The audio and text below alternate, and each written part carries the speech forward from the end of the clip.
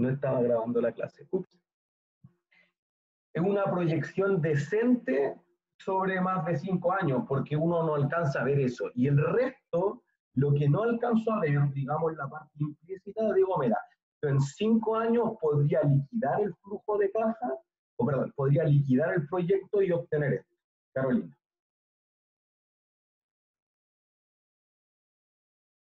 Te leo o te escucho.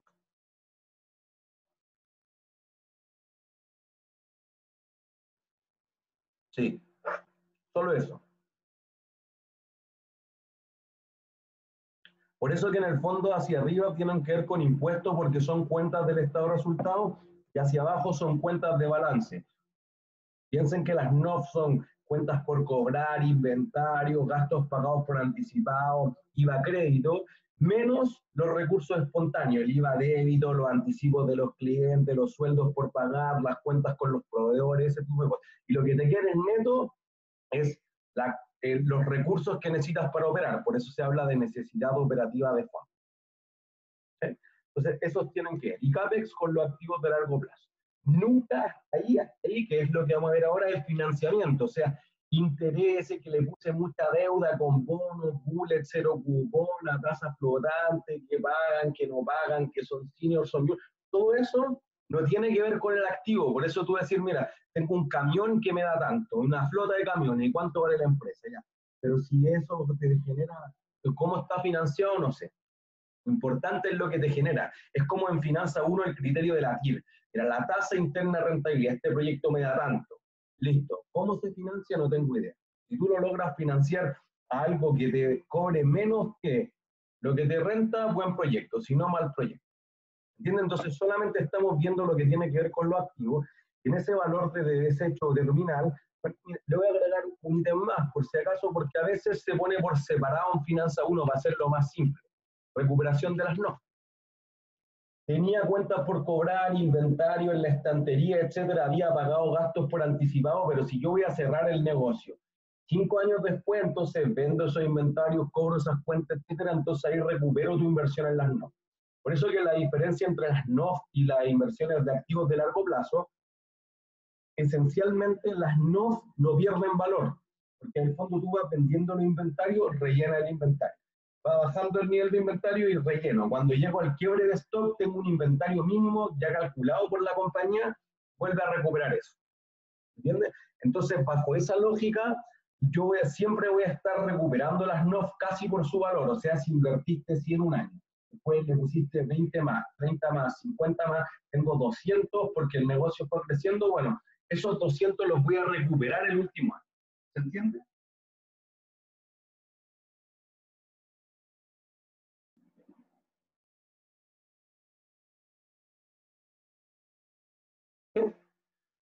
Entonces, eso es lo que uno va a tener. Recupero las necesidades operativas de fondo. En cambio, el activo de largo plazo se deprecia, se desgasta, va bajando y cuando termine de bajar, bueno, tendrá un valor residual que quizá es cero, que quizá no, pero además te genera un efecto tributario. En el fondo, si vale algo y tú lo regalas, pierdo plata. Ah, el fisco te subsidia.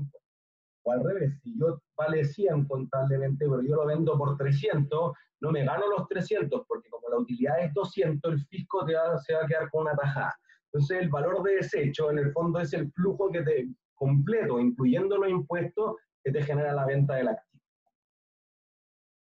¿Sí? Y entonces, hasta ahí es lo que ustedes deberían saber de Finanza 1. Matías. Eso, no es embolsable. Muchas gracias. Copié el erróneo. Ahí sí. Gracias.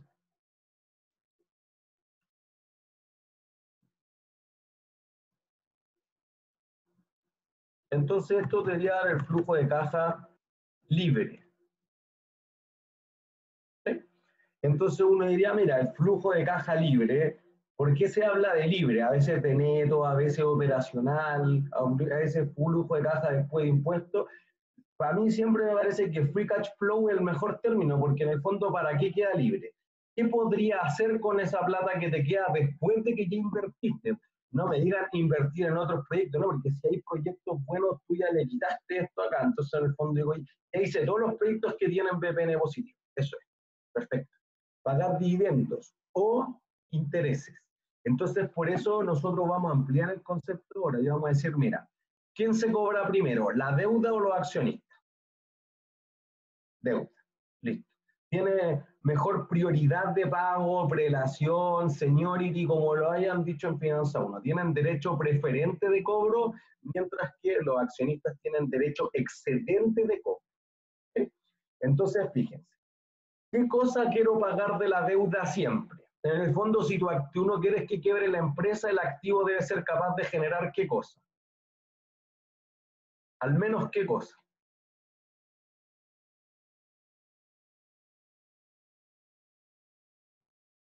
Pero ¿cuánta caja? Eso, los intereses. No todo el monto, porque fíjense, imagínense el balance.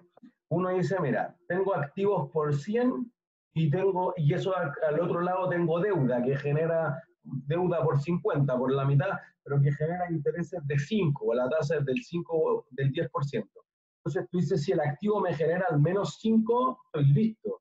Y si esa cuota trae amortización, etcétera, y no puedo pagar la amortización, da lo mismo, porque el acreedor agarra el activo. Siempre hay un edificio, un camión, imagínense que hay algo. Por eso que el banco dice, mira, yo te presto plata si te puedo embargar algo. Si no hay nada embargable, chao. Por eso nosotros decíamos que alguno de los factores que influyen realmente en el valor de la compañía es la tangibilidad de su activo.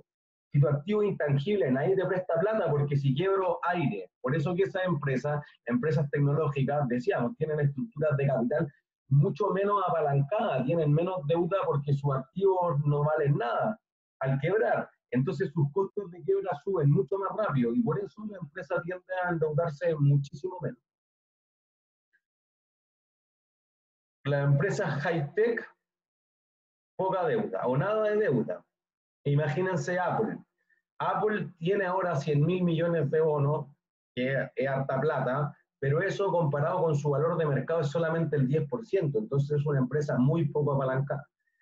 La TAM, por ejemplo, que está llena de aviones, tiene 83,6%, lo calculábamos el otro día en Finanza 1, 83,6% del activo está financiado con puro pasivo. Hay una diferencia entre una que tiene mucho activo tangible. Entonces los hoteles, el metro soporta mucho más deuda porque tiene activo muy tangible que en el fondo es embargable. Entonces, si tiene mucho flujo de caja constante o más o menos estable en el tiempo, se financia con más deuda. Los emprendimientos, chao, no sé si alguien tiene un emprendimiento, pero traten de ir a pedirle plata al banco. Oh, tengo una súper buena idea. Y bueno, pues cuando esté funcionando, cuando tenga historia financiera, cuando algún capital de riesgo y te haya puesto plata, ahí te presto. Entonces uno ve empresas como Amazon también, que emitió un bono súper grande, de 6.000 millones de dólares, sí, pero comparado con el trillón que vale Amazon, no tiene mucha deuda. Uber tiene un bono, un bonito nomás, ¿sí? Creo que es 3.000 millones de dólares y su valor en bolsa es 70.000 millones de dólares. Entonces, en el fondo tengo 5% de deuda, 10%, 15% de valor de mercado, ojo, siempre valor de mercado, el total. Es bajo, Netflix, etcétera. Entonces, por eso que piensan en Rappi, en, bueno, Uber, Shopify, como las empresas que han crecido muy rápido, que las quiero sacar a la bolsa, no sé, Alibaba, bueno, poca deuda, porque nadie les quiere prestar, pues nadie se quiere casar, porque yo digo, oye, pero ya, ¿cuánto es el cupón que tiene que pagar ese bono o la cuota que tiene que pagar ese préstamo? No sé, porque pierden plata, de partida Uber pierde plata. Entonces el bono de Uber que tiene es convertible. O sea, si no me pagan los cupones, me convierto en accionista. La deuda se cambia por acción.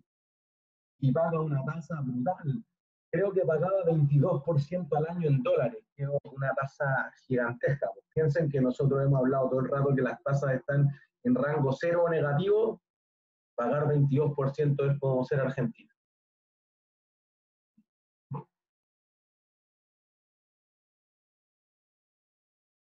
¿Entiendes? Entonces la firma primero tiene que pagar los intereses. Eso es lo importante. Entonces, si tengo que amortizar, digo, bueno, préstame para pagarte la amortización y listo, voy renovando eso. Y eso es mucho mejor para el banco. Por eso es que cuando las empresas emiten bonos perpetuos, pagan intereses para siempre y ya, chao, a nadie le importa el capital.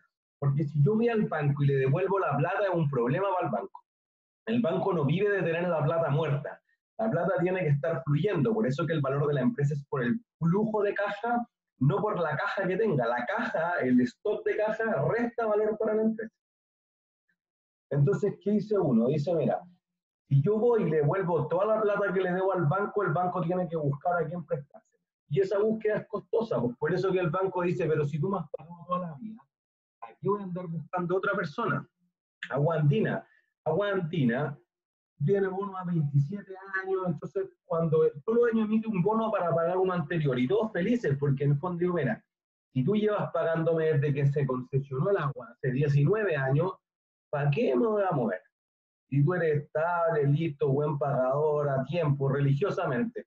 No quiero buscar otro cliente que sea tan bueno como tú. Me da lata, no, costo de oportunidad. Y así funciona.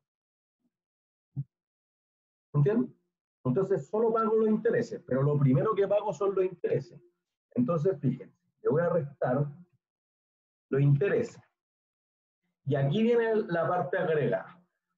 Los intereses, ¿son considerados un gasto o no? Sí, perfecto. A todos claros. Los dividendos, ¿son considerados un gasto o no?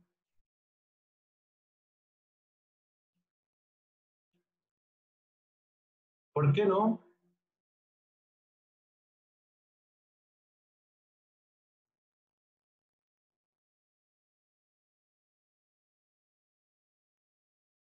Pero si son un costo, entonces es un gasto. O sea, ¿va al estado de resultado el dividendo? No, eso es. ¿Se entiende? Porque los dividendos se pagan sobre qué cosa, como un porcentaje de qué.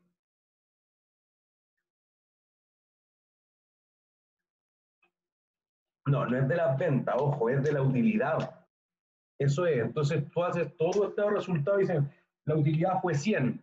Y en Chile, por eso vamos a ver política de dividendo en la clase del principio de la próxima semana, cuando pueda tener el tablet que me llevó a todo esto, creo que le había comentado un tablet como una pizarra digitalizadora, pero tengo que hacer los ajustes técnicos porque todavía no la domino, por eso no la uso en mi. Pero ahí vamos a tener como más dinámica la clase con más pizarra digital y que todo graba. Entonces uno dice, mira, yo tengo la utilidad neta y sobre la utilidad neta pago el mínimo. En Chile 30%, en Brasil 25%. Y todo el resto de los países del mundo, chao, no existe una política de dividendos mínima. ¿Cuál es la razón? No lo tengo muy claro. Entonces uno dice, pero quizá pues, obligarte a pagar dividendos hace que las empresas retengan menos utilidad e invierten menos. No estamos seguros. Al menos para la empresa IPSA, las 30 más transadas, todas pagan más que el mínimo, más que 30%. Pagan 50%, 100%, 120% de las utilidades como agua andina. Entonces, como que el límite inferior es muy bajo, igual ellos pagan más, entonces no le influye en nada. Pero, por ejemplo, quizá eso limita que algunas empresas tecnológicas, las high-tech que mencionaban, vayan y se listen en la bolsa para conseguir más capital, hacer más proyectos y que en el fondo la empresa dé más trabajo, podríamos pensarlo así. ¿Entiendes? Entonces, esas empresas van a Estados Unidos, porque en Estados Unidos cero la política de dividendos mínima.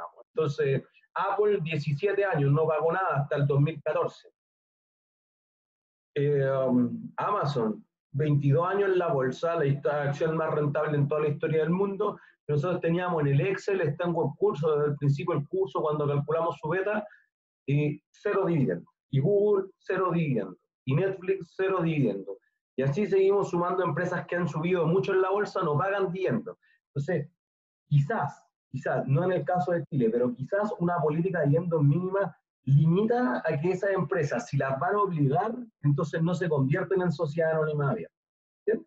Entonces, pero Brasil 25% mínimo, Chile 30% mínimo, y es sobre la utilidad neta, lo que mencionaban ustedes. En Alemania y en Grecia existen unas extrañas empresas que, no sé, una definición que tienen que obligarla a pagar uno, pero en el resto del mundo nadie te obliga a pagar dividendos. Y por eso, como se calcula sobre la utilidad neta de impuestos, entonces no es un gasto. A diferencia del ingreso por dividendo. El ingreso por dividendo sí es un ingreso tributable, pero no existe el gasto por dividendo. El dividendo es una salida de caja después de que ya calculé la utilidad neta de impuestos. ¿Entiendes? Entonces hace la diferencia con los intereses, que los intereses sí te van a ahorrar impuestos. Entonces lo voy a multiplicar por 1 menos la tasa de impuestos. Y acá los impuestos arriba le voy a poner tax. ¿Sí? Entonces, en el fondo, lo que nosotros decíamos, y lo hicimos nosotros cuando partimos Modigliani Miller, decíamos, mira, tenemos esta empresa mucho lucho, otra poco loco. Una 50 millones cada una en activo, pero mucho lucho financia 25 millones con deuda, 25 millones con patrimonio, y paga 4% de interés sobre esos 25 millones de préstamo. Pagaba 1 millón de interés. Como la tasa de impuesto era 40%, dijimos el escudo tributario es equivalente a que salga de mi casa esta cantidad. Listo. 600 lo paga la empresa, 400 lo paga el fisco. Entonces, por eso este flujo que estamos poniendo acá, los intereses netos de impuestos son justamente la parte que sale del bolsillo de quién. ¿Quién está pagando los intereses en la empresa?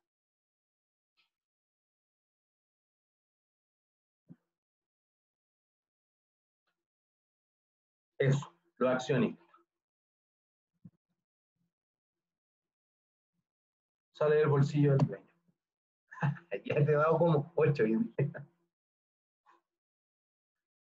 Entonces, por eso que ponemos neto de impuestos. Y después, eventualmente, podría tener la amortización de la deuda.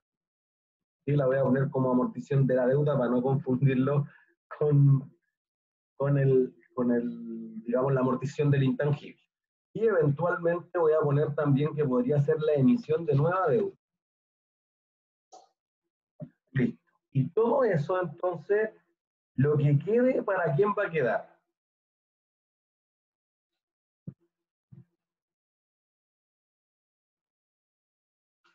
Para los accionistas. Entonces le vamos a llamar flujo de caja para el accionista.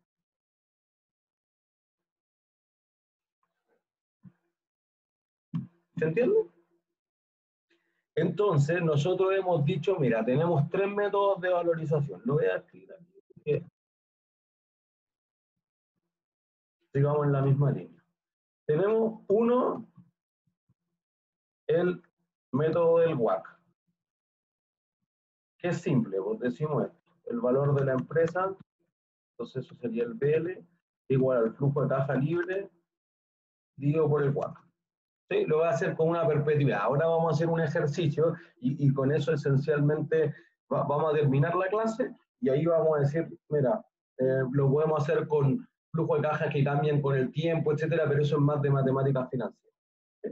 Entonces, mira, tengo el método del WACC. Entonces, el beneficio tributario va incluido en el WACC, en la tasa. Entonces, lo voy a poner acá en la explicación. El beneficio tributario está incluido en el WACC. O podríamos tener el método del valor presente ajustado, PPA. Que fíjense, nunca lo hemos dicho hasta hoy día, pero ya lo usamos, ya lo usamos. Van a verme. Valor de la empresa va a ser el valor sin deuda más el valor presente de los beneficios de la deuda. Ahorro fiscal, beneficio tributario, escudo tributario, todos sinónimos. Escudo fiscal también. Todas esas combinaciones son sinónimas. Entonces, miren, el valor, le dan el valor de la empresa, por si acaso. Esto siempre estamos tratando de valorizar el activo de la empresa. ¿Cómo le llamábamos al valor de la empresa sin deuda? BU, listo. El valor unlevered, y el L era de levered por apalancada en inglés. Listo. Entonces, fíjense que eso es Modigliani Miller, es el valor presente ajustado. En el fondo tú estás diciendo, mira, tengo una empresa y puedo ver que el menor costo de la deuda se lo sumo por separado, como el escudo tributario, o lo descuento una menor tasa. Entonces, si tú aumentas el flujo de caja porque te ahorra impuestos, la empresa vale más. O al revés, si lo disminuyo de la tasa de descuento, que es el WACC, entonces también disminuye, la tasa sube el valor presente. ¿Entiendes? Entonces, el beneficio tributario está incluido en los flujos de caja. ¿Se entiende? Si vamos muy rápido, ustedes me detienen, por favor.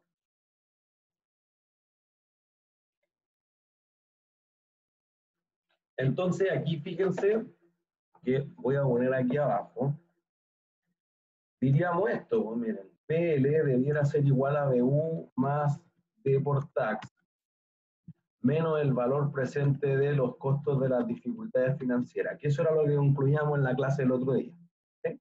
Entonces voy a poner acá otro más abajo, vamos a decir, no sé por qué,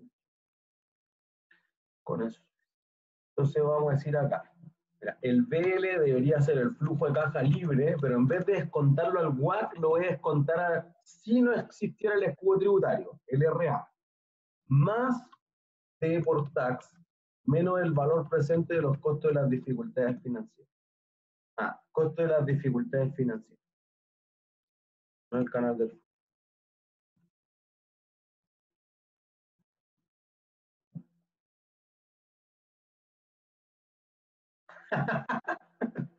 Me leíste la mente.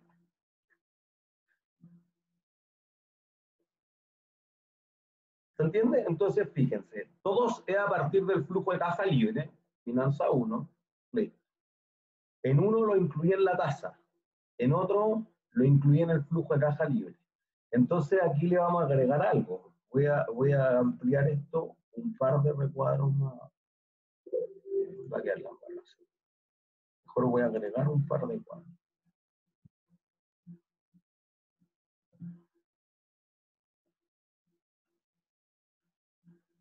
Fíjense, nosotros podríamos querer valorizar el E, patrimonio. Entonces, ¿cómo calcularía el valor del patrimonio según el método del WACC? Que nosotros lo hicimos en clase, por favor.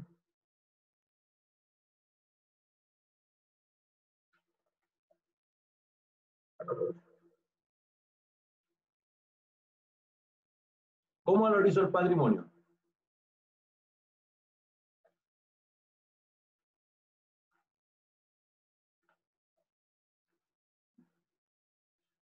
Nadie sabe. Activo menos pasivo.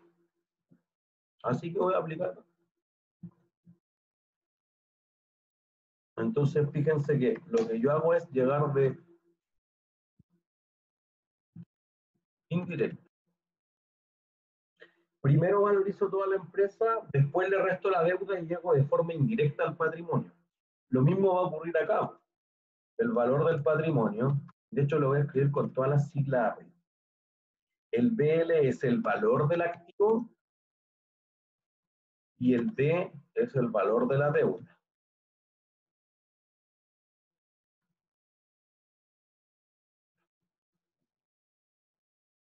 Y acá voy a decir lo mismo, mira, tengo el BL, el activo, menos la deuda. Ahí está. Entonces, de nuevo, valorizo de forma indirecta. Primero valorizo toda la empresa y después le resto.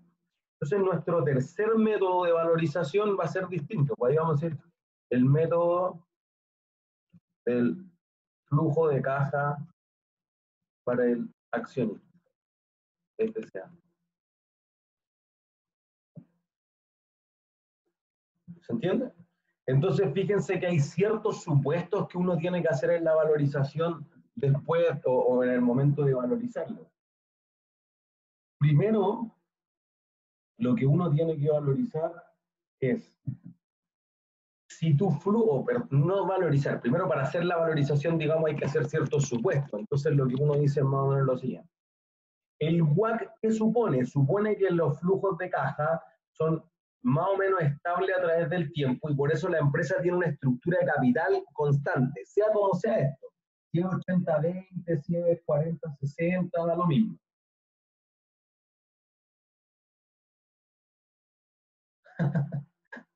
Bueno, en la universidad no hay internet, qué desastre la universidad. Pero después subimos el video, así que no hay problema. Entonces, vuelvo. El WACC supone que la estructura de capital es constante. Entonces, esa estructura de capital genera un supuesto de que la empresa todos los años, si vale más el patrimonio, emite más deuda y va manteniendo la proporción. Si quieren, hagámoslo en términos simples, en nuestro ejercicio es mucho lucho y poco loco, todos los años se mantiene 50-50. Tus acciones suben, pido más plata al banco, o emito más bonos, o tomo más leasing. ¿Sí? Entonces, el supuesto detrás de si la empresa lo que tiene es una política de estructura de capital, que funciona bien el CUAC. Si en realidad tu estructura de capital va cambiando a través del tiempo, porque voy amortizando la deuda, porque tengo una política de dividendo objetiva, por eso la empresa no puede tener las dos cosas, o tiene una política de estructura de capital, o tiene una política de dividendos, pero no puede mantener las dos cosas al mismo tiempo, es imposible. Si tiene una estructura que va cambiando de capital a través del tiempo, el valor presente ajustado es el método que podría ser. ¿Se entiende? Y ahí valorizo de forma indirecta. Entonces, por eso que yo hice como una perpetuidad. Pero uno podría poner la tabla de desarrollo, cuántos pagos de intereses cada año, yo voy trayendo valor presente. ¿Sí? Y si no, entonces voy a hacer una valorización de forma directa, que es el flujo de caja para el accionista. Entonces, lo que uno va a decir es más o menos esto. Mira, el valor del patrimonio debería ser esto. Esto, si alguien le tiene más o menos claro, Finanza 1 debería ser súper fácil. ¿Cuánto debería valer una acción?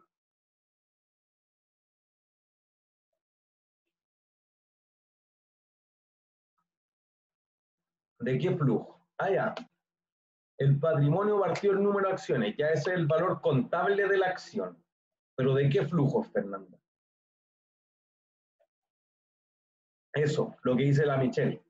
Dividendos descontados. Por eso el modelo de Gordon y Shapiro dice, mira, podría ser que la persona gane capital, o sea, que suba el precio de la acción, pero en muchos años más, en 100 años más, en valor presente, lo que te importa son los dividendos descontados. ¿Se entiende? Entonces tú dirías ya, el dividendo, y era lo que ustedes me decían arriba, fíjense en esto, voy a dejar en stand-by eso. Tú tenías el flujo de caja libre, libre para pagarle a los acreedores y para pagarle a los accionistas. Entonces después tú dices, bueno, esto podría ser perfectamente que ya ocupé los intereses, ya pagué la amortización, entonces lo que te queda, debería utilizarlo en qué cosa.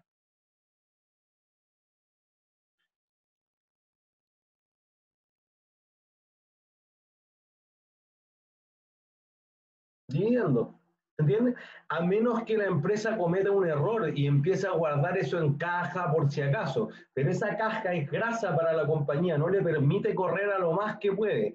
Y eso produce que la empresa valga menos que su óptimo. Por eso hablamos de los costos de agencia, que tener mucha caja creaba un imperio, un atrincheramiento corporativo y el gerente malgastaba esa caja. ¿Entiendes? Entonces los dividendos que paga la compañía debiesen ser muy parecidos al flujo de caja de los accionistas. Pero por eso, o sea, se reinvierten en qué cosa, en proyectos que tengan BPN positivo, dejarlo en caja o en instrumentos financieros, digamos, valores negociables o inversiones temporales como fondos mutuos, depósitos a plazo, etcétera, eso es mal negocio. Porque hay que recordar que un proyecto con BPN positivo se encuentra porque la empresa tiene una ventaja competitiva que no tiene que ganarle en algo al otro, tiene barreras de entrada o comparativa, pero hace algo mejor que el resto y por eso logra rentar más que el costo de capital en el fondo.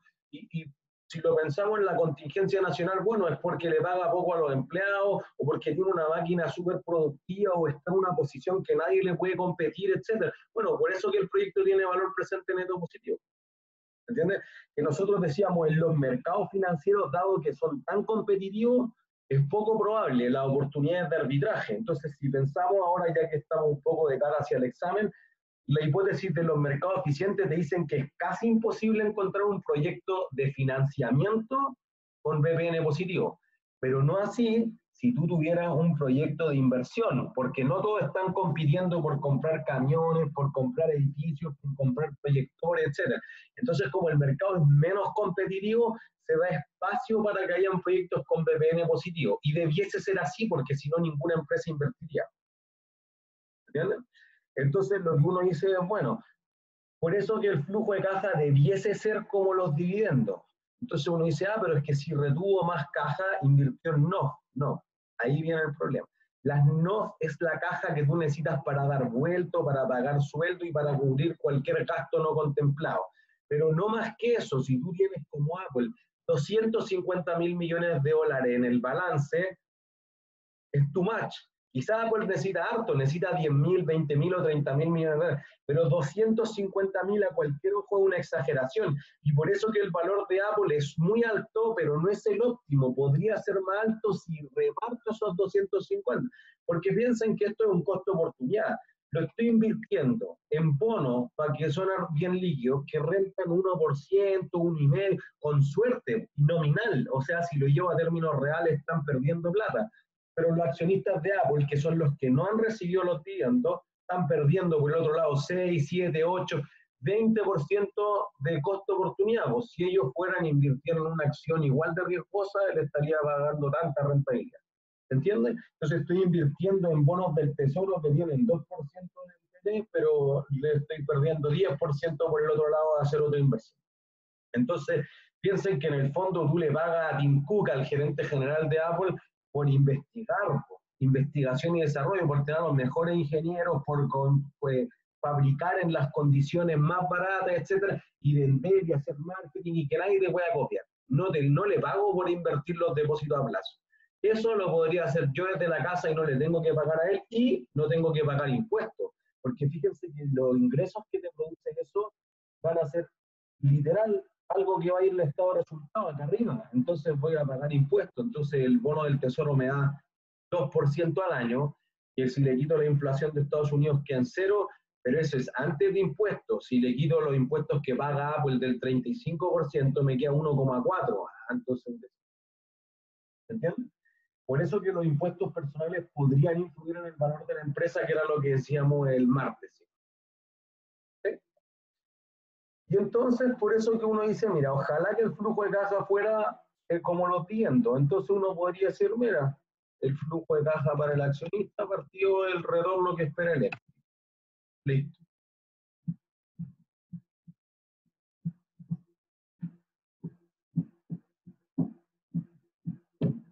¿Entienden? Y esa es la lógica esencial.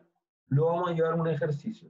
Pero esa es la parte esencial de entender cómo esta continuación de Modigliani Miller y que le agregamos los costos de las dificultades financieras y que lo llevamos a una lógica en la que terminamos diciendo, mira, la empresa podría tener una estructura de capital óptimo que hace en el margen que lo empaten, por eso hablamos del trade-off, los costos de las dificultades financieras con los costos o con los beneficios de la deuda. Entre ellas decíamos el escudo tributario, pero además dijimos la diversificación de las fuentes de financiamiento y el monitoreo delegado. O sea, que la deuda se encargaba de que los accionistas estuvieran, o sea, los gerentes estuvieran alineados con los accionistas. ¿Sí? Esa es la idea esencial de cómo valorizar una empresa, lo vamos a meter a los números.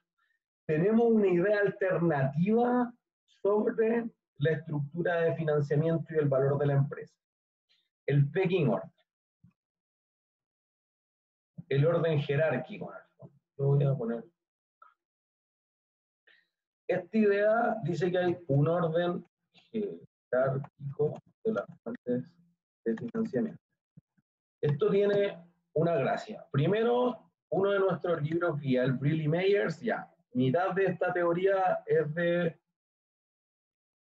Briley. ¿Sí? Entonces, del profesor Briley de la Universidad de Oxford. Mitad de la teoría es del profesor McLuff de la Católica. Y dijeron, mira, suena súper bien esta idea del trade-off, etcétera, pero vemos que las empresas en la realidad no se financian como ustedes dicen. No se financian con mucha deuda. ¿Y por qué? Y un poco lo insinuamos el martes en la clase. Dijimos, mira, por alguna razón las empresas no... Si tú tienes un flujo de caja como Apple de 60.000 millones de dólares, deberías ponerle mucha deuda para que el fisco no te corte una tajada gigantesca de eso. Por eso se habla del escudo, debería proteger el flujo de caja libre. Sí, pero no lo hacen. ¿Por qué no lo hacen? Porque existen asimetrías de información. Aquí, en vez de ir al trade-off entre los costos de quiebra, la idea del financiamiento va en otra lógica. Entonces el pecking order dice, mira, ¿quiénes tienen la información más clara de cómo funciona la compañía?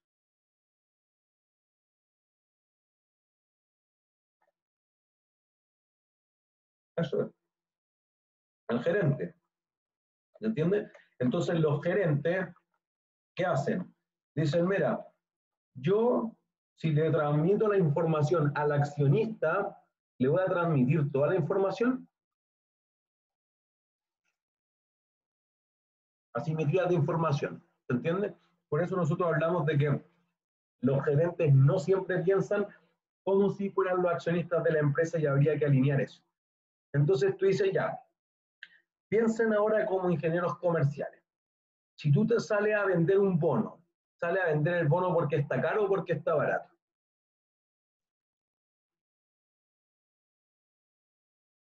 Caro. Listo. Y si sale a vender acciones, ¿es porque están caras o están baratas?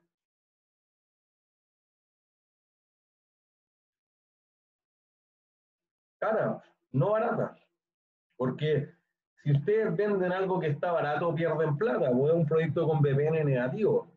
Cada vez que la empresa le dice al mercado, mira, yo voy a vender bonos, suponemos que están caras, porque si estuvieran baratas, compra sus bonos, o sea, prepaga su deuda, no sale a vender.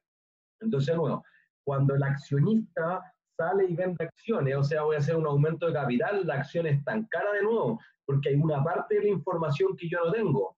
Entonces, si volvemos cuando vimos anomalías de mercado, dijimos, mira, hay un efecto que se llama el efecto aumento de capital. Cada vez que la empresa hace un aumento de capital, las acciones bajan. Por esta razón, porque el accionista dice, mira, hay una parte de la empresa que no veo. Entonces, si yo no sé qué va a ocurrir, ¿tengo más o menos riesgo? Más. Y si hay más riesgo, ¿qué debería aumentar? Eso es, la tasa de descuento, el retorno esperado, la rentabilidad del costo de capital, como quieran llamar. Entonces, como te cobro una tasa de descuento más alta, en valor presente, ¿qué le pasa a los flujos de caja? Que es el precio de la acción. Eso es. ¿Se entiende? Lo que dice la Fernanda. Disminuye el valor presente de los flujos de caja. ¿Por qué? Porque los accionistas están castigando el precio de la acción dado que no saben algo. Entonces el gerente dice, no, pero yo te explico, aquí están los estados financieros, hagamos un call y hacen una conferencia y le explican hasta el último detalle del proyecto de inversión a los gerentes, a los accionistas, perdón, pero igual nadie le cree. Esa es la realidad de los mercados. Entonces la empresa dice, mira, yo no puedo salir a vender el bono porque me aforran. Después no puedo salir a vender acciones porque me aforran. Entonces, primero, ¿de dónde voy a sacar la plata para financiar los proyectos?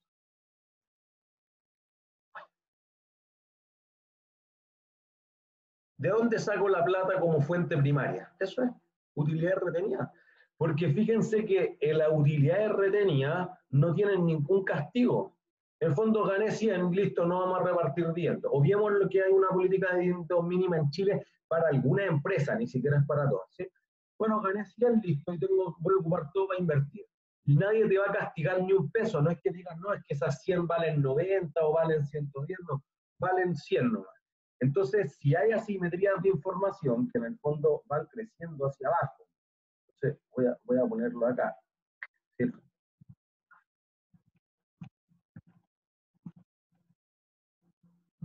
Si las asimetrías de información van aumentando, entonces lo que uno va a decir es la empresa no va a estar dispuesta a que le castiguen, que el gerente, insisto, podría estar ser honesto y estar dando toda la información posible, si tampoco pensemos que los gerentes siempre tratan de hacer trampa, pero aún así el mercado, por si acaso, los castiga.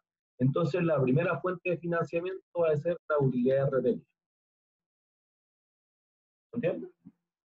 Después, bueno, lo más correcto sería el flujo de caja proveniente de la operación. Contabilidad 1, estado de flujo efectivo, ya, eso es lo más correcto. Si las utilidades retenidas no son suficientes, entonces ahí está lo que dice la Fernanda y la Cari. tengo dos opciones. Mira, como ya no me alcanzó con la utilidad retenida, porque tuve 100, pero necesito 1000, ¿de dónde saco los otros 900? Puedo pedir deuda, digamos, créditos, bonos o leasing, o puedo emitir acciones o hacer un aumento de capital. Si una empresa más chica, yo le pido a los accionistas, en el fondo a los dueños, ya, si es que no hay acción. Ya, le pido a los dueños. Entonces, ¿cuál castiga más? ¿Cuál tiene una simetría de información más grande, las acciones o los bonos?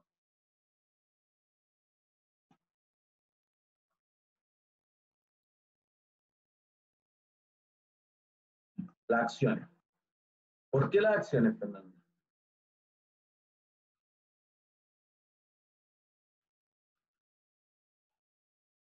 Eso es más riesgosa.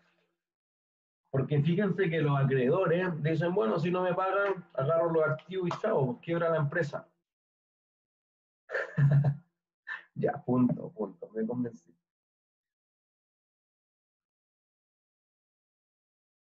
A propósito de los puntos, bueno, casi todos han tenido clases conmigo en algún curso, pero acuérdense que los puntos premios suman para el promedio de controles de ejercicio. Entonces, valen el triple de los controles normal, porque control de ejercicio y otros vale 30% y el control de ejercicio vale solo el 10%. Entonces, al final, cuando tengamos la nota de la última tarea, les sumo todos los puntos premios para calcular el promedio de controles tarea X. El controlador sabe más que el acreedor, ¿cierto? Bueno, es que no es solo tener información privilegiada, es una parte de la simetría, Cari. Voy a contestar en orden, perdón. Matías, ¿el controlador sabe más que el acreedor? Quizás sí, quizás no. Depende si el controlador es gerente o no. Entonces, las empresas más chicas, los dueños son los trabajadores también, pero en las empresas más grandes no. Y en el fondo, tú dices, ya, pero el gerente igual tiene otra información que no tiene ni el controlador, que no tiene el acreedor, etcétera.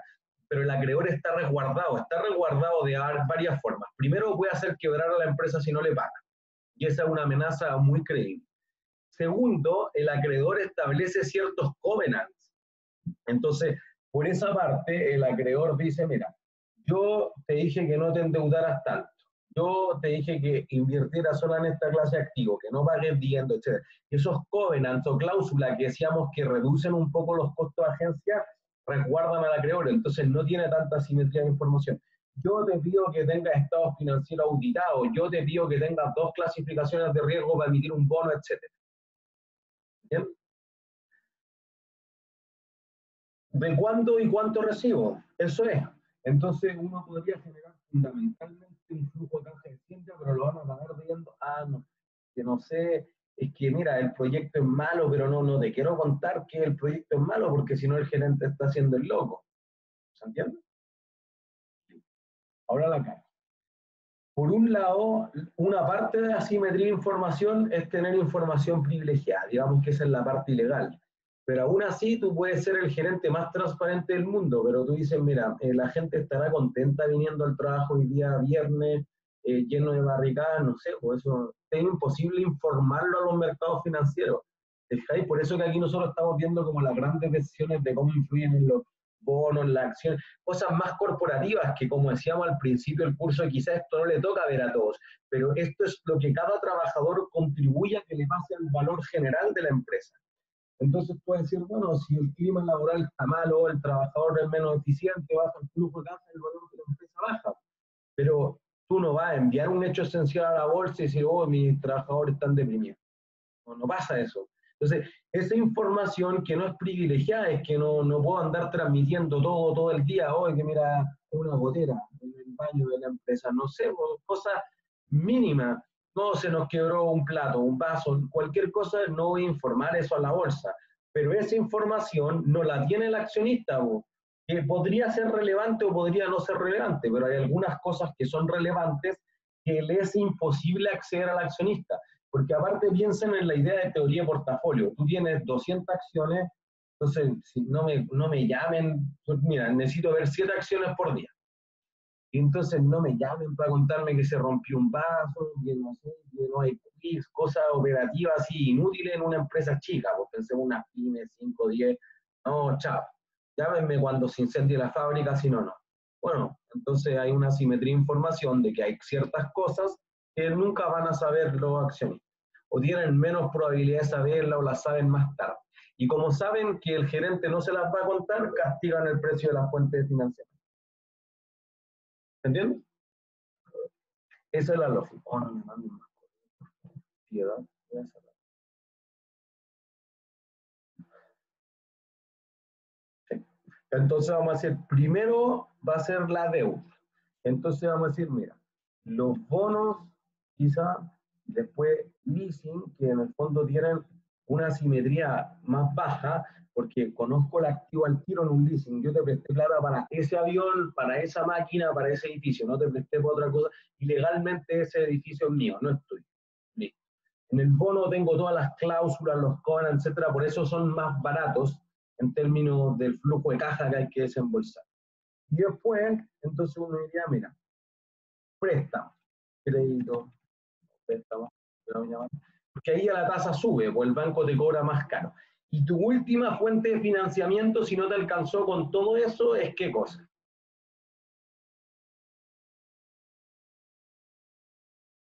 ¿Con qué te financia en última instancia? Con los accionistas, o sea, emisión de acciones. Emisión de acciones. Aumento de capital. Entonces, fíjense esto, tú eres accionista de cualquier empresa y dicen, mira, me vinieron a pedir plata, que suscribiera un aumento de capital. La asimetría aumenta hacia abajo, ¿cierto?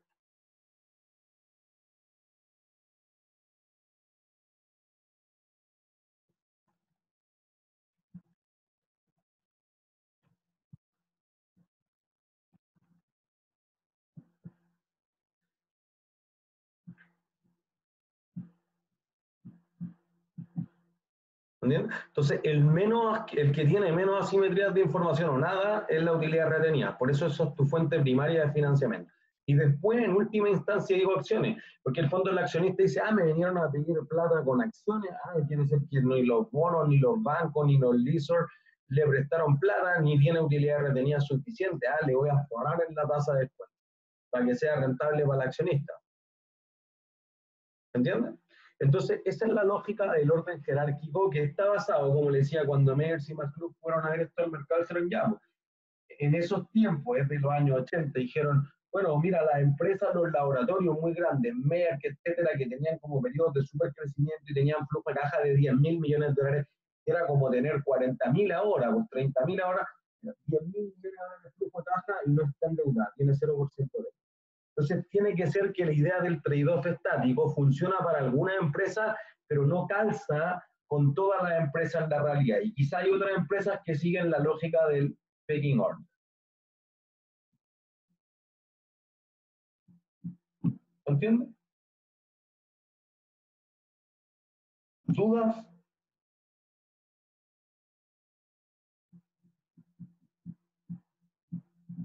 Perfecto. Entonces hagamos un ejercicio y con eso terminaríamos la clase hoy día, que fundamentalmente es toda la parte de valorización de empresa. Entonces así nos va a quedar el bloque de dividendos que apenas yo pueda arreglar o configurar la tablet, le puedo decir, mira, la vamos a hacer el lunes, el martes, hora, y otra clase de derivados, y ustedes las ven el día que quieran sin problema, y así no se tienen que levantar el próximo viernes a las 9 de la mañana. Fernanda.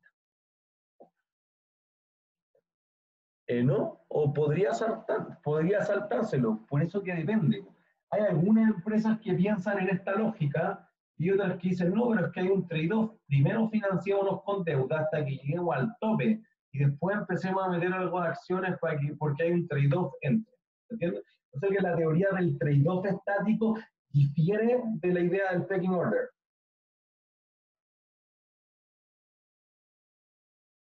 Eso fue lo que hizo Heller con la U. ¿En qué sentido?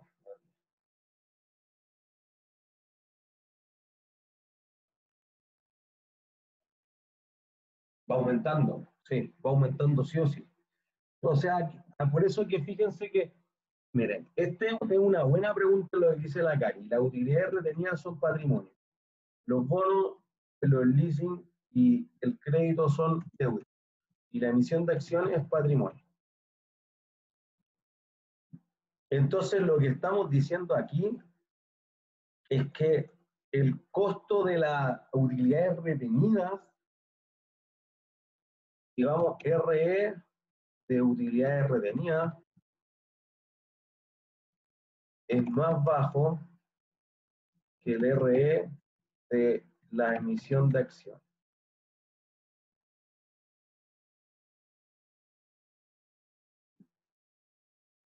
Eso es lo que estamos tratando de decir. En el fondo, aquí el costo de capital para obtenerlo por el capital propio, pero por la utilidad retenida, es mucho más barato que la deuda. De hecho, la Bolsa de Santiago hizo un estudio, yo diría que hace unos 3 o 4 años, que decía, mira, ¿cuál es el costo, la tasa de descuento que esperan los accionistas de las empresas más grandes, de las IFA? Ahí ya no eran las IFA, que en ese momento eran como 120. Entonces dijeron, sobre la utilidad retenida esperaban una rentabilidad de algo así como 5,5%. Sobre la deuda esperaban una rentabilidad como del 6 o del 7%. Y sobre la emisión de nuevas acciones esperaban 11%. Entonces uno dice, pero antes dijimos que es un RE y un RD nada más. Sí, bueno, pero es que la realidad es más complicada. Tú podrías tener un RD para la deuda de corto plazo y una para la deuda de largo plazo, porque las tasas de corto plazo generalmente son mucho más bajas que las de largo plazo, se lo debieron mostrar en finanzas. Después uno dice, bueno, hay un RE para la utilidad retenida y otro para la emisión de acciones, y quizás es distinto si la empresa paga muchos dividendos y pocos dividendos. Hay un RD para los bonos, y hay un RD para los leasing, y hay un RD para los créditos, y además lo puedo separar en corto plazo. Y podría tener bonos convertibles, warrants y stock options y cualquiera otra de las fuentes de financiamiento que dijimos en la primera clase. ¿Entienden? Entonces, quizá el WACC no es un promedio ponderado entre dos cosas, entre 5, entre 6, entre 7, entre 10 fuentes de financiamiento distintas. ¿Entienden? Esto podría ser mucho más complicado en la realidad.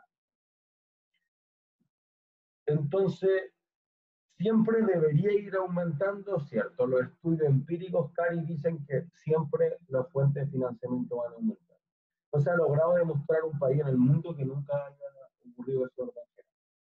Ahora, Matías, el orden jerárquico, bueno, mire, es que el mejor caso de pecking order es LATAM Airlines. Pero, mire, ¿cuánto creen que gana un equipo de fútbol en utilidades? Cualquier equipo de fútbol del mundo.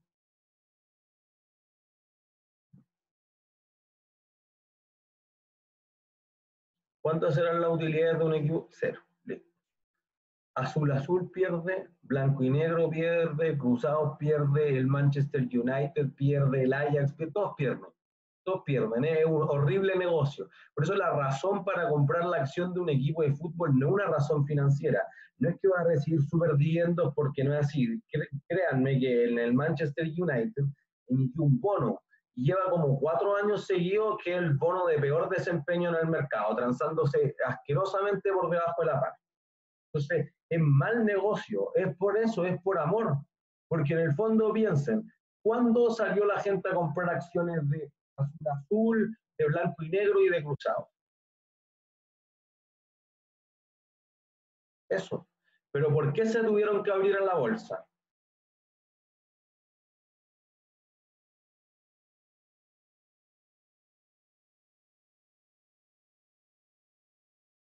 Eso. Y estaban tan endeudados que estaban quebrados.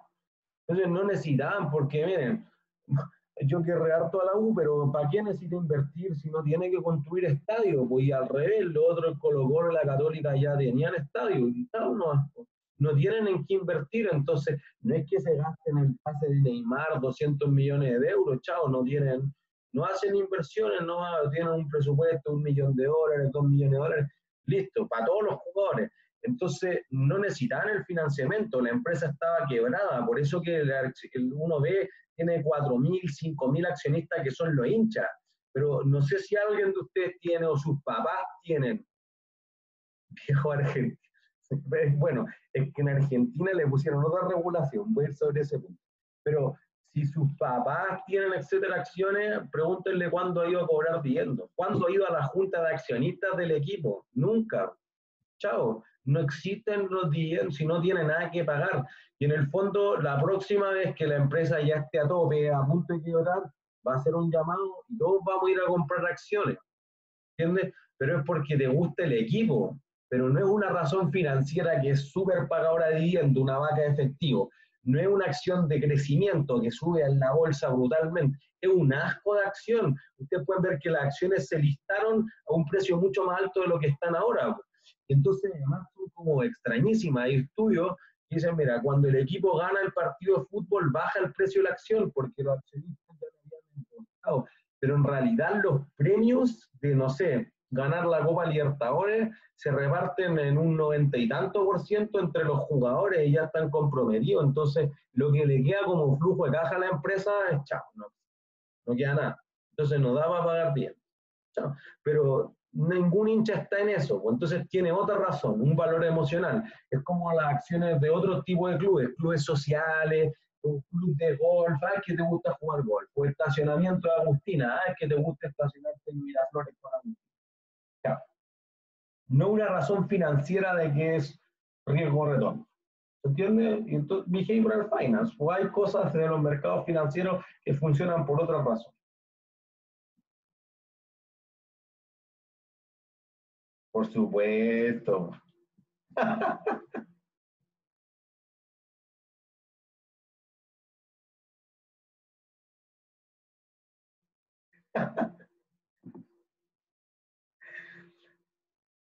Entonces, eso es lo que pasa. Porque en Argentina tuvieron que hacer una regulación especial porque los pases de los jugadores de fútbol son activo intangible y que los ceden a préstamo y que es como un leasing del pase del jugador, crearon unos fondos de inversión y los fondos de inversiones pagaban menos impuestos y se hacían tremendos negociados en Argentina. Era como una mafia del fútbol.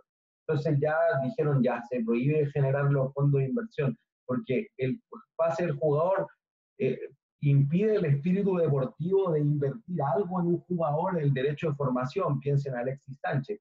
Cada vez que Alexis transfiere en su pase en el mundo hay un derecho de formación que es el 5% que lo va a retener para siempre, perpetuamente Cobreloa. Y siempre va a pagarle el 5% a él. Entonces, ¿por qué? Porque le compró sus primeros zapatos, su equipamiento, las primeras pelotas y lo entrenó. Entonces, cuando los fondos de inversión tomaban los pases de los jugadores, iban a buscar niñitos pobres en Argentina, 5 años ya, y ponían plata, listo, y decían, bueno, si le achunto a uno de cada 20, que es bien probable, se forraban y no pagaban impuestos. Entonces Argentina hizo una ley totalmente distinta para que el financiamiento del fútbol fuera de otra forma. Por eso que también, por ejemplo, con el pase de Neymar fue bien conflictivo, porque en Europa tienen la ley del fair play financiero. Dicen, no, podéis pagar 200 millones de euros, porque nadie puede pagar eso. No, es que el presidente del PSG es un jeque de Qatar. Ah, ya, entonces la plata está botada. Sí, pero el resto de los equipos no puede competir así. ¿Se entiende? Entonces, por eso que después, por ejemplo, el pase de Cristiano Ronaldo valía mucho más, valía 1.000 millones de dólares, pero lo vendieron solo a 100 porque llegaba al tope de lo que te permite el fair play financiero y decía, mira, después se va a retirar, que se retire donde quiera, ya, si ya, porque si espero a que el pase caduque y el jugador queda libre, entonces nunca recupero la inversión.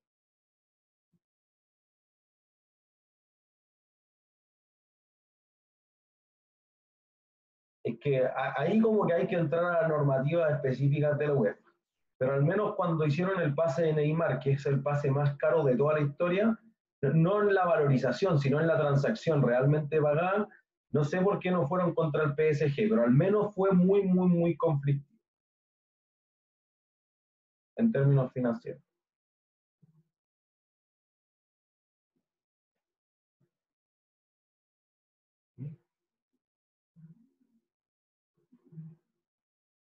Al PSG tuvo que vender como 6 jugadores para recuperar eso, porque si no le caían encima, porque obviamente no puede tener un plantel que sea imposible de competir con los otros. ¿Entiendes? Entonces, como que hay regulaciones especiales en la UEFA, pero en el fondo no podéis comprar 5 jugadores que valgan 100 millones de euros cada uno porque es imposible competir con eso. Yo dije, oye, hagamos la evaluación del proyecto, se veía asqueroso, pero según el PSG, solamente vendiendo las camisetas de Neymar recuperaron 200 millones. No sé qué cálculo hacen ellos, pero allá hay. entiendes? Por eso es que también depende si en Italia, si en Inglaterra, si en España, cuánto es el máximo, pero tienen esos topes. Tienen esos topes y por eso se financia de forma distinta. Dejemos ahí el tema del fútbol, si no vamos a seguir hasta el infinito más allá. Para la TAM Airlines, por ejemplo, esto es obvio. Dice, mira, utilidades retenidas, después de la fusión, 20 millones de dólares, cero, pérdidas de 54, digamos que en torno al punto de equilibrio, porque estamos hablando de una empresa de 20 mil millones de dólares. Entonces, como no hay utilidades retenidas, dijo bono. Ah, pero tus bonos cayeron a la categoría chatarra, la degradaron a doble A más, perdón, no doble A más, doble B más.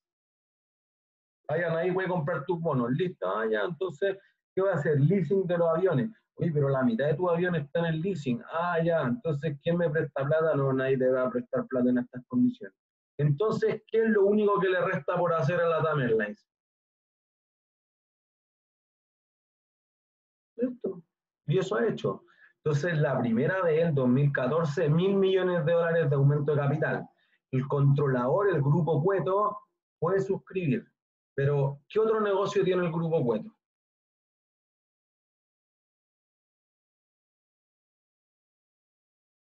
Eso. No, no tiene otro. Ese es su único negocio. Entonces, después de suscribir 1.000 millones de dólares, ya como que está a tope. Entonces, ¿qué hace el 2016? Dice, ya vamos a hacer otro aumento de capital. Pero ¿quién lo suscribe completamente? Qatar Airways. Listo. Entonces, Qatar Airways pasa por tener el 10% de la propiedad, porque le entran otro tipo de accionistas, dado que tu controlador actual le es imposible pagar. Y luego, entonces, tú dices, ya, pues, ahora lo que dijimos en la clase, no sé, hace 5 semanas, 6 semanas, dijimos, mira, Delta Airlines va con el 20% de la TAM Airlines, listo, aumento de capital. Porque no hay de otra, no tiene utilidades, no, ya los bonos, los leasing están a tope. En bonos ha hecho una ingeniería financiera impresionante de separar algunos activos en las Islas Caimán con tarjeta de crédito al futuro en la venta en Canadá y Estados Unidos. Entonces, ya esto, las magias financieras, las mejores magias del mundo y ya está todo, no, no da más. Eso es lo máximo que te permite la ingeniería financiera. Entonces, ahora lo único que te resta es hacer la emisión de acciones. ¿Se entiende? ¿Todo claro? Ya. Pongámosle número al ejercicio.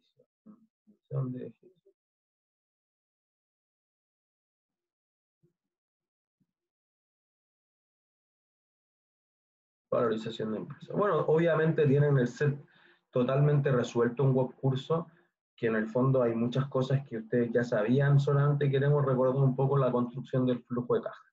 ¿Sí? Entonces, miren, a mí me parece que el ejercicio 1 es bien razonable porque aparte tiene costo de las dificultades financieras.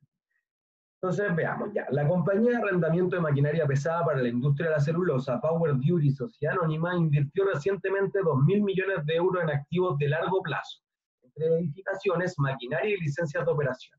Con esto tiene la capacidad de generar ingresos de explotación de 900 millones de euros al año con un margen de contribución del 30% permanentemente. Los activos pueden ser depreciados durante 3 años con un valor residual del 10% de su costo histórico y los otros costos y gastos fijos representan 150 millones al año. El análisis multisectorial realizado por la consultora Cargo determinó que la función de los costos de insolvencia financiera o de dificultades financieras era lo siguiente. Entonces te dice, mira, el valor presente de los costos de dificultades financieras es una función de L, el leverage, y es 1,25 veces el leverage al cuadrado menos 0,8 veces el leverage más 3, donde L representa la proporción de deuda a activos totales a valor de mercado y la función está en decenas de millones de euros. Se espera que el premio por riesgo de mercado sea del 9% anual efectivo a perpetuidad y el capital accionario de empresas totalmente comparables con una estructura de capital de 60% de deuda sobre activos tiene un beta de 1,6, o sea, el beta L de una otra acción. La deuda solo devengará intereses durante los próximos 20 años con un interés facial, tasa carátula, de 4,4% efectivo al año, aunque la mejora en la clasificación del riesgo de la firma por una reciente recapitalización ha hecho que pueda financiarse actualmente una tasa de 3,6% efectiva al año. O sea, el cupón, chao, lo que te importa es costo de mercado, 3,6. Por su parte, las empresas comparables transan su deuda a una tasa del 3,12% con un beta de 0,08 y todas pagan impuestos a las utilidades por el 40% de sus beneficios tributarios. Desde y durante el cuarto año, los flujos de caja de la empresa podrán crecer a una tasa del 5% efectivo al año sin requerir de inversiones adicionales. La compañía posee 2 millones de acciones comunes y se requiere que A. Calcule el WACC y B. El valor total de un paquete accionario de 76.000 acciones. Esto tiene todo lo que vimos. ¿Sí? Entonces, partimos. ¿Qué tenemos que hacer? Primero juguemos los comparables como en línea con el control de ejercicio. Entonces vamos a decir, tenemos el beta de las empresas comparables 1,6. Entonces aquí ocupamos la proposición 2 de Modigliani y Miller, en el que vamos a desapalancar el beta porque tu empresa tiene una estructura de capital distinta que la otra. Entonces aplicamos la idea que había generado primero Robert Tama, que dijo, mira, Modigliani y Miller hablaron del RI y del RA, pero esto si lo junto con KPM es lo mismo que aplicarlo a los betas. ¿Sí? Y después se agregó la idea de que la deuda no era libre de riesgo, entonces decimos, mira, el beta U más D sobre E por 1 menos tax por PU menos el beta de la deuda, que te decían que era 0,08 de las comparables, te va a dar eso. Despejo el beta U de ahí y te va a dar 0,88. El beta unlevered, o sea, sin deuda. ¿Sí? Después decimos, mira, en el punto óptimo, imagínense el gráfico de la estructura de capital que nosotros veíamos. En el punto óptimo, el costo marginal de endeudarse debe ser justamente igual al beneficio marginal de endeudarse. Por eso no sube ni baja. ¿Sí? Entonces, pues lo que vamos a tener ahí es que te va a dar exactamente eso, ni más ni menos. ¿Sí? Entonces tú dices, si me tomo un peso más de deuda, me cuesta más de lo que me beneficia, baja el valor de la empresa. Si tomo un punto menos de deuda o un peso menos de deuda, entonces la empresa vale menos que el óptimo. Entonces el óptimo es justamente cuando eso es igual. Entonces tú decir, mira, si yo quisiera calcular el costo de las dificultades financieras marginal, para calcular algo en marginal, ¿qué debería sacar de esa función? Eso, derivar. ¿Entienden? Para algo sirven las derivadas. Entonces vamos a derivar ese 1,25, vamos a decir algo simple, pues la derivada de algo al cuadrado va a ser 2 por 1,25, entonces te va a quedar 2,5L, menos la derivada de L te va a dar 1, entonces menos 0,8 y te va a dar la derivada de una constante C. ¿Sí? Y en alguna parte debo haber hecho. Acá está. El costo marginal va a ser la derivada. Y te da 0,8. Y eso lo vamos a decir, mira, lo voy a dejar acá escrito. Ah, no, pues si lo tenemos aquí, mira, ni siquiera hay que hacer algo. No. Pero mira, acá está. Entonces lo que nosotros estamos diciendo es, mira, D por tax, y lo que nosotros queremos ver es cuál justamente es esa estructura marginal. O sea, si derivo el D, lo que me haga aumentar el beneficio tributario es el tax. Y por el otro lado ya derivamos la función y te va a aumentar en 2,5 menos 0,8. ¿Entiendes? Entonces lo vamos a igualar al 0,4. Y ahí despejamos que el óptimo es que L sea 0,48. Acuérdense que aquí te dice que L representa la proporción de deuda a activos. O sea que la estructura de capital óptima es 48% de deuda, 52% de patrimonio. ¿Sí? Siempre al tax. Siempre al tax. Porque nosotros dijimos que habían otras cosas como la diversificación de la fuente de financiamiento, agregar monitoreo delegado, etcétera, toda esta idea de la hipótesis del flujo tasa libre, pero en realidad es más complejo calcular esas cosas. L es la proporción de deuda a activos. Está en el enunciado del ejercicio en todo caso. ¿Sí? Y L es porque sería, L es leverage en inglés, el endeudamiento. Y por eso cuando BL es valor leverage o beta L es costo de capital apalancado, calidad accionaria.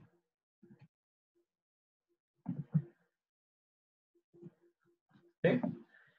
Ya, pues entonces ahí tenemos listo la estructura de capital óptima. Entonces después vamos a decir, mira, tengo el costo de la deuda, que es 3,12 de las empresas comparables. Tengo su beta, tengo el premio por riesgo de mercado, que es 9, puedo despejar risk free, la tasa libre de riesgo. Listo, y la tasa libre de riesgo te da 2,4%. Entonces tengo la tasa libre de riesgo, tengo el beta, que lo acabamos de desapalancar arriba, el 0,88, entonces vamos a decir, si meto todo esto a la juguera de KPM, te va a dar 10,32. Y entonces tú vas a decir, listo, si yo tengo que el 10,32, podría haber ocupado la misma fórmula con la estructura de capital objetivo de 48,52 y te va a quedar que el RE sería 14,4. Y de ahí puedo ocupar la fórmula tradicional de promediar RE y RD para calcular el WACC o la fórmula de movilidad Miller. Con el 10,32, que es más simple me parece a mí, te da 8,34.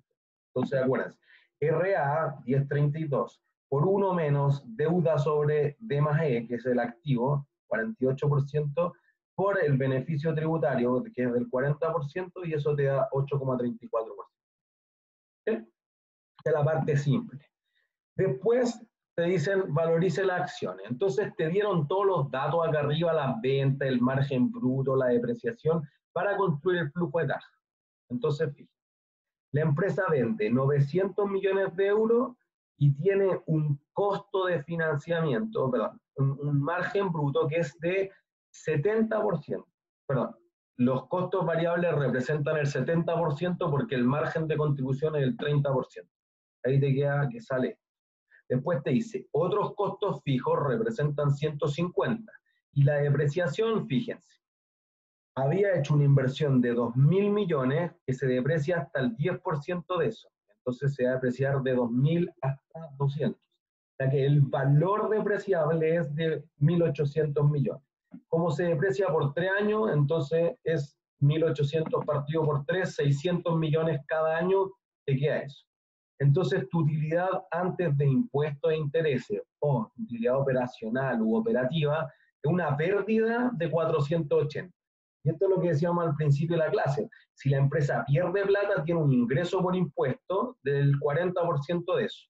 Así que la utilidad operacional neta de impuestos te va a dar menos pérdidas en el fondo. Luego reverso los 600 millones de la depreciación que no sale y te decía que no requiere hacer más inversiones adicionales, por eso no le ponemos inversión en NOV o en CAPEX, etcétera, y te da el flujo de caja libre, 312 millones de euros. Entonces, fíjense, acá no te dicen si ocupar el flujo de caja del accionista o el flujo de caja del libre y hacerlo con el BPA o hacerlo con el WACC, pero lo más fácil aquí es hacerlo año por año. En el siguiente ejemplo, después ustedes pueden revisar este material, pues entonces después tienen el ejemplo de Cencosud, etcétera, y pueden demostrar, pero nosotros ya hemos demostrado muchas veces en clase que el valor hecho con el valor presente ajustado o con el WACC, si una perpetuidad es igual, y si no, debería darle muy exacto. Pero después tiene unas cosas como en Finanza 1 para que ustedes lo revisen, como hacer una tabla de desarrollo y ese tipo de cosas. ¿Sí? Entonces vamos a decir, primer año vale 312.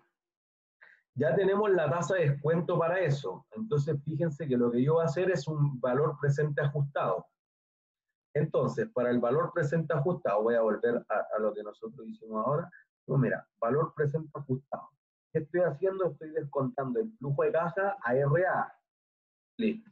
Entonces, nosotros ya dijimos acá que el RA era 10,32%.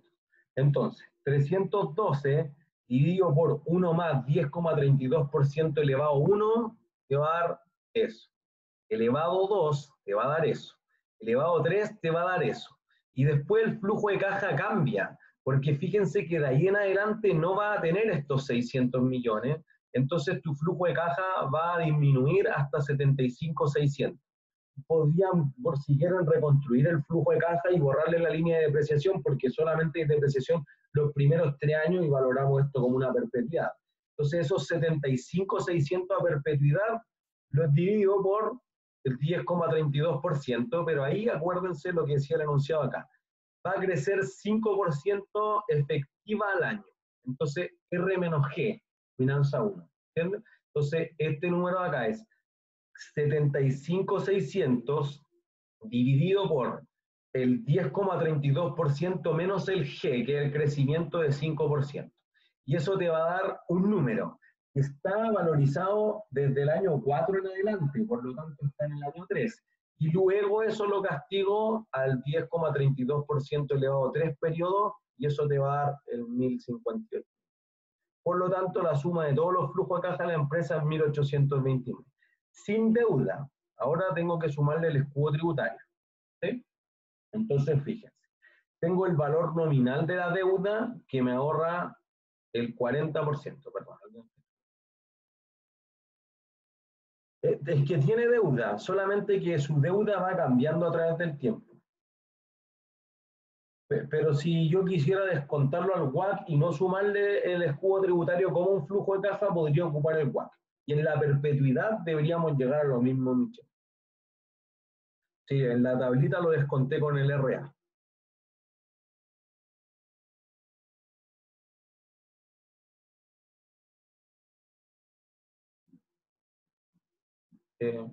No es que no tenga deuda, solamente que ahí valoricé como la parte, si no tuviese deuda, como si no tuviese deuda. Y ahora le sumo la deuda, como el efecto tributario de la deuda. ¿Entiendes? Esa es la gracia del valor presente ajustado, como separarlo, como esto vale el activo real más el valor presente de todo lo que te agregue la deuda.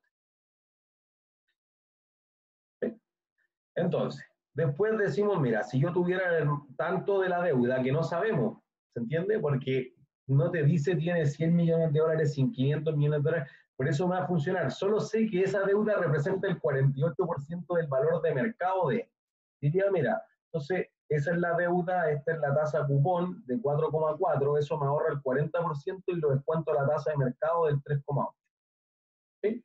Entonces podría quedarte esto. ¿Sí? Aquí está. Entonces, lo que uno va a decir es lo siguiente. Yo sé que el valor de la deuda es el 48% del valor de mercado. Entonces, miren, voy a poner la fórmula de proposición 1 de Modigliani y Miller. El valor con deuda es el valor sin deuda, que fue lo que dijimos arriba, más la deuda, que como no sabemos el monto, vamos a poner que es el 48% del valor de la empresa por el tax, el 40%. ¿Entienden? Entonces, todo este pedacito de aquí es D por tax. Y luego le voy a restar el valor presente de los costos de las dificultades financieras, que en el fondo, como ya sabíamos que era 0,48, el numerito, la estructura óptima, sería reemplazar 0,48 en esta fórmula. Nada muy complejo. ¿Sí? Y eso entonces te da el 129,04. Y después vamos a hacer un poco de álgebra y vamos a llegar a que el valor de la empresa, el activo de la empresa, ojo, no lo vayan a confundir con el valor de las acciones, es 2.105 millones de euros. ¿Sí? Y entonces le vamos a decir que si nosotros estamos buscando el valor de las acciones, vamos a decir ya, si el 48% es deuda, el complemento debe ser patrimonio, el 52%. Y entonces eso es 1.094 millones de euros. Y te dice, ¿cuántas acciones tiene en total la empresa? 2 millones de acciones comunes. Perfecto, entonces el 1.094 dividido los 2 millones de acciones te va a dar 547 por cada acción. Y como la pregunta es, ¿cuánto vale un paquete accionario de 76.000 acciones? Entonces 76.000 por 547, y eso te da 41 millones de. ¿Se entiende? ¿Dudas?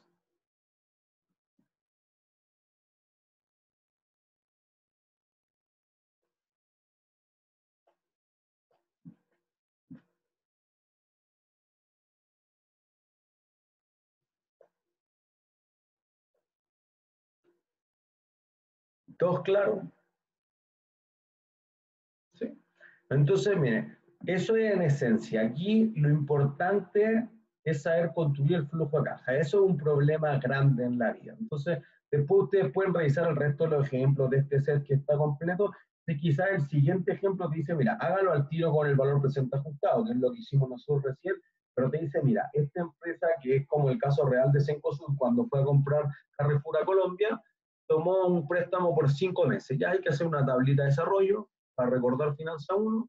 Entonces después hay que decir, ya, me ahorro cada vez menos impuestos todos los años, entonces vamos a hacer el valor presente del escudo tributario. Y ahí hay que saber algo de matemáticas financieras y ahí te va a ir dando los valores y van a llegar al valor apalancado.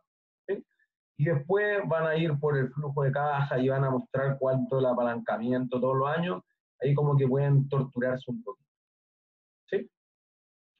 Y ahí después te va a decir, mira, y agregué otras cosas que tienen que ver más con evaluación de proyectos. Acuérdense que uno de los objetivos, no solo de aprendizaje del curso, sino que de los aportes para el perfil de egreso de la carrera, es que ustedes puedan saber evaluar un proyecto. Entonces, ojalá ligar las dos cosas. A mí me parece eso súper significativo. En la situación actual, cosa de preguntar al examen, a los que lo quieran rendir, etcétera, saber construir bien un flujo de caja, decir el BPN, etcétera. Y eso proviene de un Finanza 1. Este curso esencialmente estamos para calcular la tasa de descuento. ¿Entienden? Entonces ahí esa podría ser la parte compleja. Claro, yo diría, mira, avanzado siempre el nivel que nosotros esperamos. Si alguien tiene duda, el examen debiera ser más flexible. Es más flexible quizás no en el sentido de que sea más fácil, pero sí quizás que tenga más bonus para la gente que va a dar la milla extra, que les vamos a dar más tiempo, etc. Por eso que pregrado lo tiene calendarizado por 5 horas, porque en el fondo quizás podemos empezar un poco más tarde y en vez de dar 2 horas y media normalmente le damos 3 o 3 horas y cuarto. Yo particularmente no tendría ningún problema. No, físico, no va a ser online. Y parece que nadie quiere muchas cosas online, así que mejor que sea físico. Entra derivado. Bueno, igual ahí les vamos a poner la distribución, pero hasta hoy día yo les diría que está el 90% de todos los contenidos y un poco política dividiendo es bien fácil porque es difícil llevarlo a los números y además como que nosotros ya hemos introducido harto de que la política yendo podría señalizarte cosas y reducir los costos de agencia, bla, bla, bla. Entonces entra eso. Y yo diría que quizás de los 100 puntos del examen, quizás hemos preguntado así como 2 cosas, entonces será como 6, 8 puntos derivados, 10 puntos sextagenos. Entonces les diría que está como el 90% de la materia cubierta.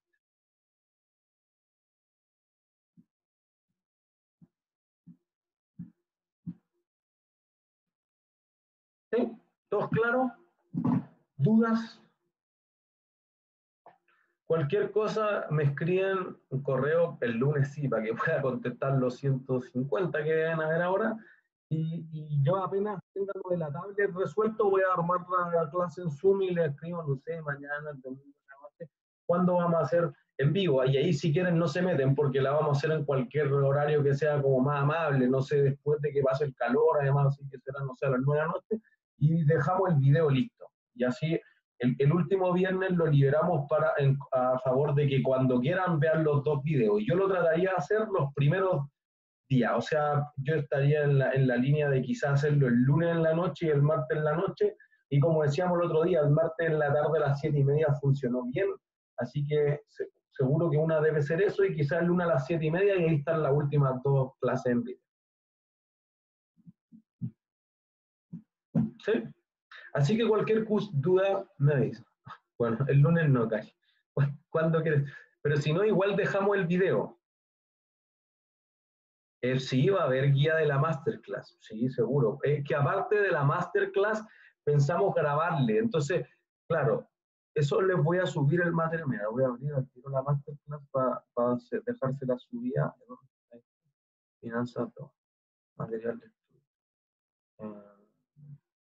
Examen. Pero quiero dejárselos con respuesta. Entonces,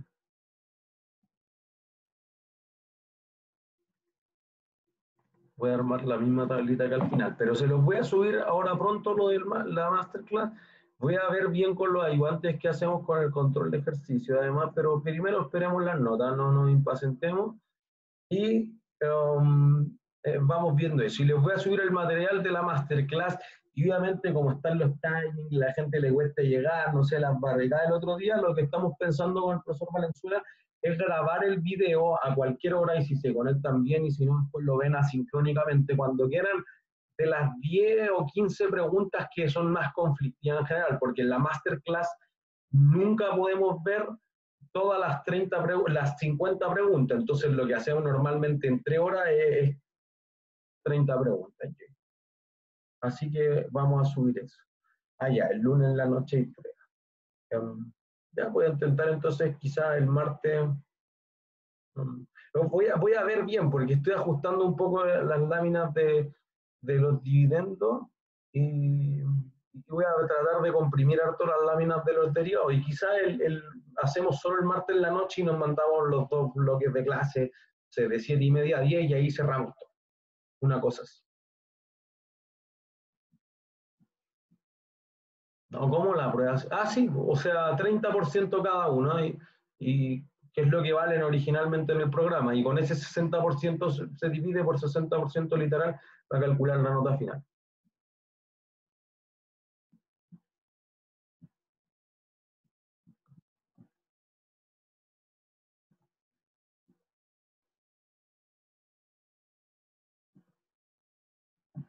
¿Sí? ¿Todos claros? Ya, entonces fue todo por hoy. Voy a dejar de grabar y para subir al tiro el video a YouTube apenas se termine esto. Bueno, yo creo que lo voy a subir en la tarde, noche quizás, porque ahora tengo clases con los de Conta 1 a las 11:35 y después tengo con los de Conta 2, pero lo voy a subir lo antes posible a web curso por cualquier cosa. ¿Sí? Que estén bien, nos vemos, me escriben cualquier cosa. No hay de qué. Chau, chau.